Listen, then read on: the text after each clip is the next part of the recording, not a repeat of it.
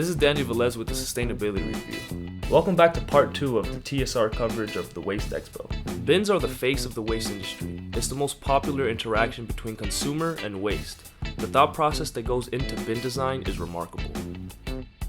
The winner for the coolest bin was easily the Eco Clean Cube from EcoVision. This little compactor looks way bigger than I've seen normal ones. Is this like a new version one, or? This is brand new, just been launched into North America. We have on the side panels, they can be LED backlit, and you can actually show a video on there as well.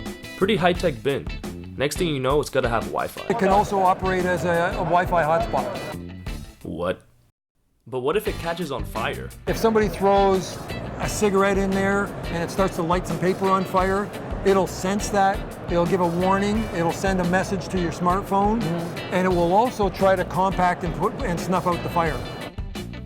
Biogas was a big topic at the Waste Expo. Getting biogas from organics is something that has been done in Europe a long time, but is now just trending in the USA. Certain states have put in regulation that bans organics from the landfill.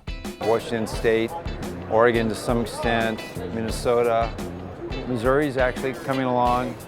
And of course, California. California is definitely taking probably the most aggressive step forward with mandatory laws requiring recycling of food waste.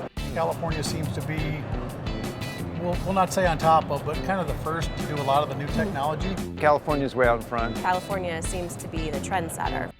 Organic waste bans have opened the door for anaerobic digester companies, like Negro. The main part of our technology is to take mixed solid waste that is in a single bin, as you said, just a typical garbage can of waste, and we can bring it into a facility where we literally squeeze the organics out of it. What we get out is a very clean material now, and we can actually digest it and create energy or biomethane gas. In general, as you've seen recycling take 25 years to really become commonplace in America, it'll take organics 10 to 15 years. Anaerobic digesters are a promising technology, but many say they are still too expensive. Anaerobic digestion is fine in some cases. It's still quite expensive.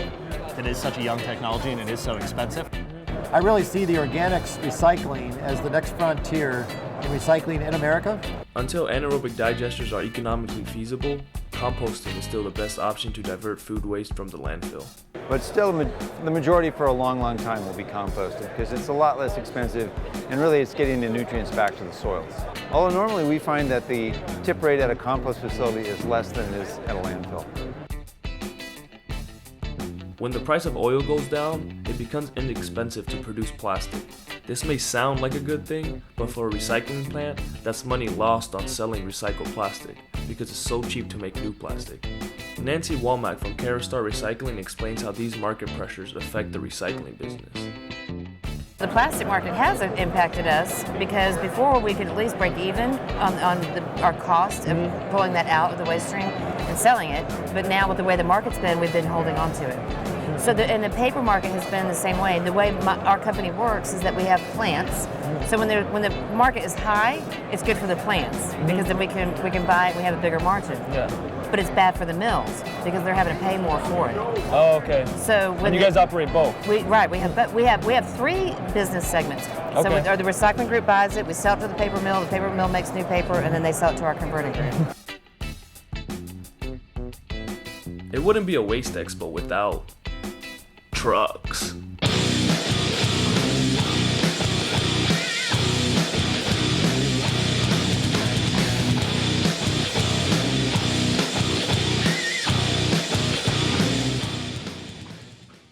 A lot of autocar trucks are specifically engineered and custom spec'd for each customer, so what makes us different is that our products are unique to the customer. We do go after those niche applications when it makes sense.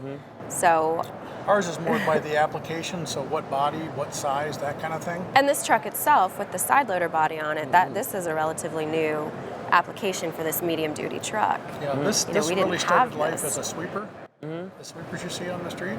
It's big enough that we can put a third man seat in the middle. We got that request from the Hawaii market and from the Northeast. And that was one of those crazy requests that made Is it sense. City of Boston that's buying a lot of these Baltimore, reloads? Baltimore, Maryland, So, yes. and I've taking 2 of these to the county of Maui over there. They just got delivered a few months back. But they got to have 3-man seating because the driver stays in here and 2 guys on the back for a rear loader. So sometimes those questions do end up being a really good thing. Yeah, this industry is complex. It's always changing. All right, well, appreciate it. Thank you so much. Thank you. It was a pleasure. Daniel, pleasure meeting. This has been Daniel Velez with the Sustainability Review. You can check out more videos at thesustainabilityreview.org, like us on Facebook at The Sustainability Review, and follow us on Twitter at TSR Journal.